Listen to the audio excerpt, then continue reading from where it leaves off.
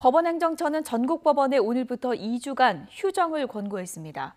다만 임종원 전 법원행정처 차장의 사법농단 사건이나 정경심 교수 사건 등 주요 재판들은 예정대로 진행될 것으로 보입니다. 강희경 기자입니다.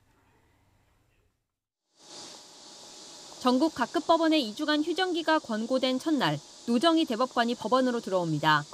임종원 전 법원행정처 차장의 사법행정권 남용 의혹 사건 재판에 증인으로 출석한 겁니다. 현직 대법관이 사법농단 재판에 증인으로 나온 건 지난 11일 이동원 대법관에 이어 두 번째입니다.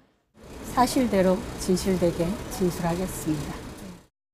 노 대법관은 헌법재판소 결정으로 해산된 옛 통합진보당 소속 지방의회 비례대표 의원들의 행정소송 항소심 재판장을 맡았습니다.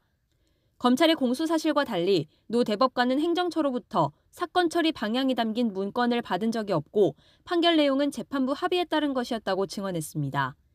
이처럼 코로나19 재확산에 따른 휴정 권고에도 일부 주요 재판은 예정대로 진행될 전망입니다.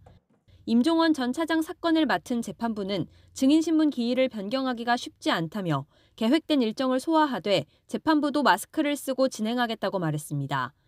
정경심 동양대 교수의 입시비리 사모펀드 의혹 사건 재판도 주요 증인신문을 이유로 예정대로 진행됩니다.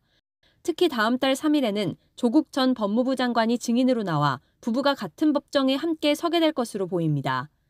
취재진과 방청객이 몰릴 가능성이 큰 만큼 재판부는 중계법정을 운영하고 방청객 수를 더 줄일 계획입니다.